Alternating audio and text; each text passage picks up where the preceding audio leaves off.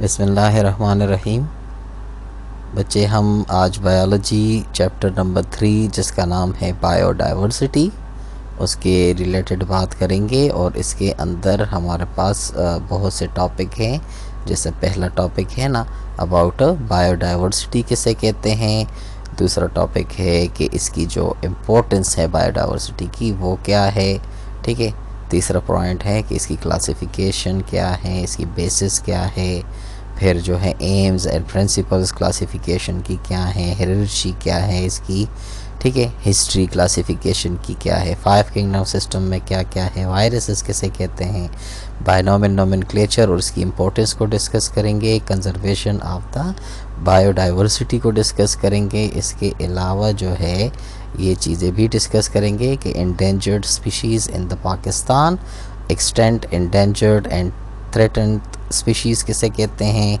और इसके बाद ये डिस्कस करेंगे। तो वन बाय वन तमाम चीज़ों को, डिफॉरेस्टेशन का जो टॉपिक है ये बहुत अहम टॉपिक है, इसको भी डिस्कस करेंगे इंशाल्लाह। तो चले स्टार्ट करते हैं। जो चैप्टर नंबर 3 है इसका क्वेश्चन नंबर 1। तो सबसे पहले चूँकि चैप्टर का नाम है बायोडाइवर्सिटी, तो इसको सीख लें कि बायोडाइवर्सिटी किसे कहते हैं। फिर अब यहाँ पे बात ये है बच्चे ना, जिस तरह मैंने ब्रांचेस ऑफ बायोलॉजी में आपको एक ब्रांच पढ़ाई थी कि उसका नाम था टेक्सोनॉमी। तो taxonomy is the study of classification of the organism, their naming system, यानी तमाम जानदार को तकसीम किया गया है मुख्तलिफ़ ग्रुप्स के अंदर। उन ग्रुप्स के भी अपने नाम हैं, उन ऑर्गेनिज़म के भी अपने नाम हैं। तो ये जो नाम देने का जो सिस्टम है, ग्रुपिंग का जो सिस्टम है, ये टेक्सोनॉमी में पढ़ते हैं। तो टेक्सोनॉमी में एक जो अहम चीज़ है वो है बायोडाइवर्सिटी के बारे में जानना। तो बायोडाइवर्सिटी किसे कहते हैं, डिफिनीशन है और थोड़ी सी इसकी एक्सप्लेनेशन है। जैसे यहाँ पे है ना, ये पहला पॉइंट, ये है बायोडाइवर्सिटी की डिफिनीशन। तो डिफिनीशन क्या है, a wide range of variety of living organism on the earth is called biodiversity. यानी ज़मीन पे जितने भी किस्म के जानदार हैं, जितने भी, देखें 2 पाँव वाले जानदार भी हैं, 4 पाँव वाले भी हैं, बग़ैर पाँव के भी हैं, खुश्की में रहने वाले भी हैं, समंदरों में रहते हैं, सहरा में रहते हैं, बर्फ़ानी जगहों पे रहते हैं, मैदानी जगहों पे रहते हैं, जंगलात में रहते हैं, कुछ उड़ते हैं। ठीक है। कुछ समंदरों की बिल्कुल जो गहराई है उसके अंदर हैं, कुछ वॉल्केनोज़ के अंदर कुछ किस्म के बैक्टीरियाज़ हैं। समझ आ रही है बात की, कुछ फॉसिल्स हैं। तो इन तमाम किस्म की जो वैरायटी है, जो जितने नाम मैं ले चुका हूँ, तो इन तमाम किस्म की वैरायटी को, जो ऑर्गेनिज़म की वैरायटी है, इसको कहा जाता है बायोडाइवर्सिटी। तो पहले अब इसकी एक्सप्लेनेशन में भी आपको यही बात मिलेगी कि बायोडाइवर्सिटी के अंदर जो है ना वाइड रेंज है, यानी बहुत ज़्यादा अक़साम के जो लिविंग ऑर्गेनिज़म हैं वो आपको मिलेंगे। अब जैसे मैंने कुछ बता दिए, कुछ यहाँ पे जैसे माइक्रो ऑर्गेनिज़म हैं, कुछ इसके अलावा कुछ जो हैं वो प्लांट्स हैं। प्लांट्स में भी फिर मुख्तलिफ हैं, जैसे कि जो सर्द जगहों पे जो प्लांट होते हैं वो गर्म जगहों पे उगते हैं, नहीं उगते। तो गर्म जगहों वाले अलग अपने प्लांट हो गए, सर्द जगहों पे जो ग्रोथ करते हैं वो अपने प्लांट हो गए। इसके अलावा जो है ना जो समंदर की गहराइयों में रहते हैं वो अलग किस्म के प्लांट हो गए। इस तरह एनिमल्स की मैंने बात की, 4 पाँव वाले, 2 पाँव वाले, कुछ इंसेक्ट हैं इसमें से, कुछ एक फाइलम है उसका नाम है फाइलम मोलस्का। तो उनके अंदर जो एनिमल्स हैं उसको मोलस्कस कहा जाता है। तो वो मोलस्कस भी इसमें शामिल है। तो मतलब क्या मैं आपको बताऊं कि क्या डिटेल इसमें है कि बस जितने भी किस्म के जानदार हैं, चाहे वो एनिमल हैं, प्लांट हैं या माइक्रो ऑर्गेनिज्म हैं, तो उन तमाम को हम रखते हैं, उस तमाम को कहा जाता है बायोडाइवर्सिटी। ठीक है बच्चे। तो अब ये जो बायोडाइवर्सिटी होती है ना, so these organism show some common similarities. इनके अंदर आपको सिमिलैरिटीज़ भी जो है नज़र आएंगी। जैसे देखें गर्म जगहों पे जो प्लांट हैं, ठीक है, जैसे मैं बात करूँ ना, जैकबाबाद पाकिस्तान का गर्म तरीन इलाका है, मुल्तान भी है, तो वो गर्म जगहों पे जो प्लांट हैं तो उनके अंदर भी तो लीव्स हैं। और जो सर्द जगहों पे हैं जैसे मरी हो गया, कालाम हो गया, गिलगित का इलाका हो गया, चतराल, तो ये सर्द जगहों पे जो, तो इनमें भी क्या है, इनमें के जो प्लांट्स हैं वहाँ पे भी लीव्स हैं उनके अंदर। तो ये सिमिलरिटीज़ भी होती हैं इनके अंदर, लेकिन इन सिमिलरिटीज़ के अलावा इनके अंदर जो है डिफरेंसेस भी होते हैं। ठीक है, अब जैसे मैं मिसाल दूँ ना, सर्द इलाकों में जो ज़्यादातर फ्रूट्स जिन प्लांट से हासिल किए जाते हैं, तो उनकी ट्रीज़ जो होती हैं ना, वो बहुत ज़्यादा टाल होती हैं, लंबी होती हैं।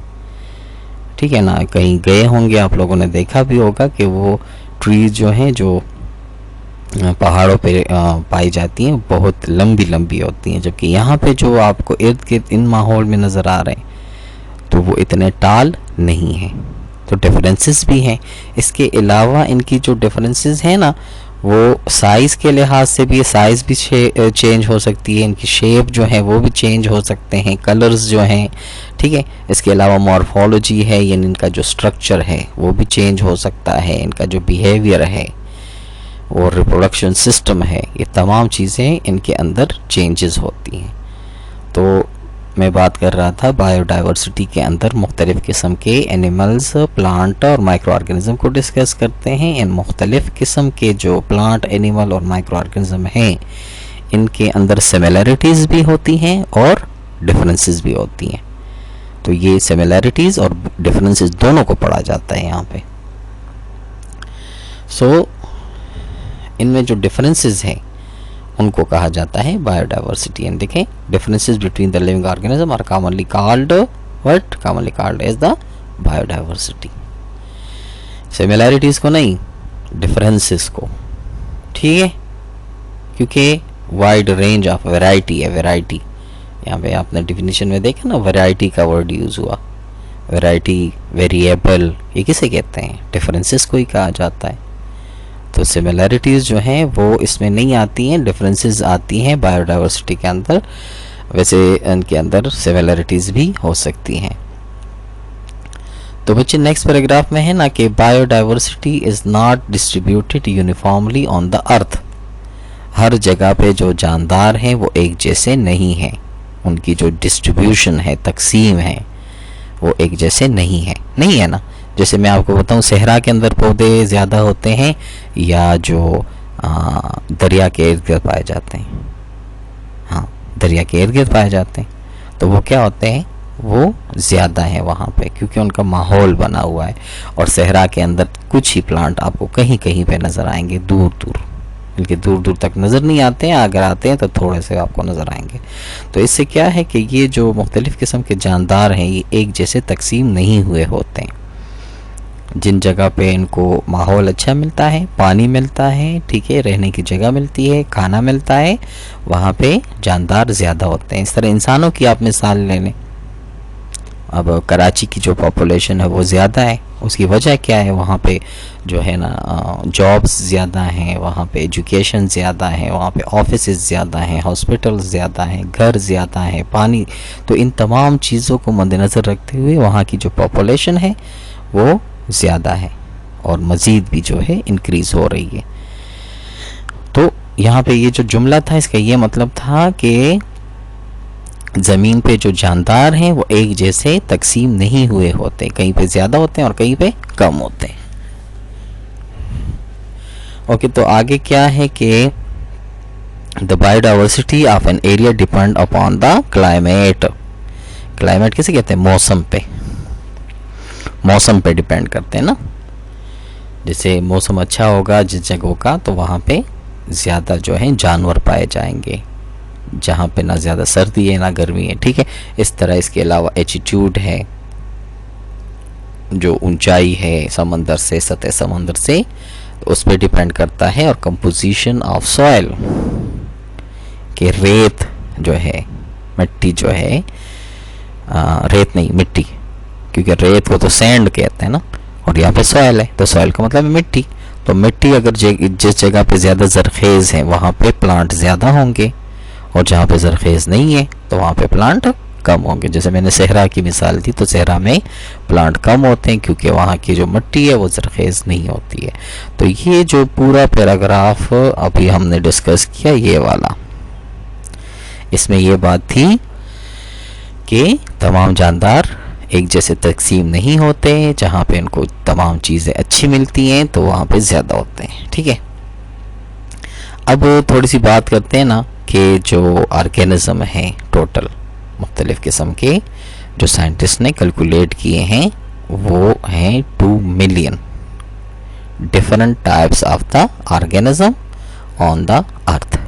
2 मिलियन, 1 मिलियन जो होता है ना 10 लाख होता है, तो 2 मिलियन कितने हो जाएंगे? 20 लाख। तो 20 लाख अक़साम के जो ऑर्गेनिज़म्स हैं, उसमें प्लांट भी हैं, एनिमल्स भी हैं, माइक्रो ऑर्गेनिज़म भी हैं।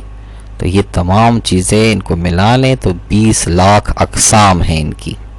20 लाख एनिमल नहीं है, मैंने ये नहीं कहा, अक़साम है। अच्छा, तो एनिमल्स की ऑर्गेनिज्म की तादाद इससे ज़्यादा है। ओके, सो पाकिस्तान के अंदर जो है, सिर्फ पाकिस्तान के अंदर 23,000 किस्म के एनिमल्स हैं।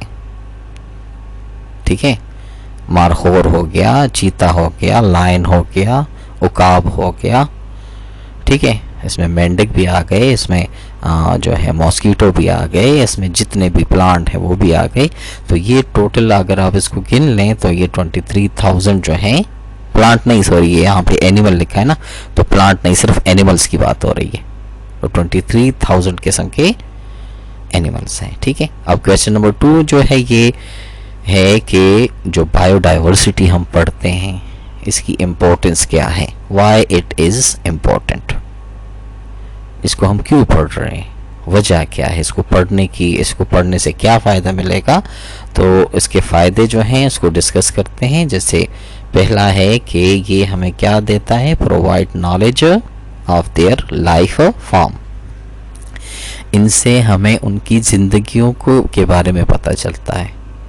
जैसे देखिए ना, डिस्कवरी चैनल पे देखते हैं आप, या किसी और साइंटिफिक चैनल पे देखते हैं कि कुछ साइंटिस्ट जो हैं वो समंदरों की गहराइयों में जाते हैं और वहाँ पे उन ऑर्गेनिज्म को स्टडी करते हैं, प्लांट को, एनिमल्स को।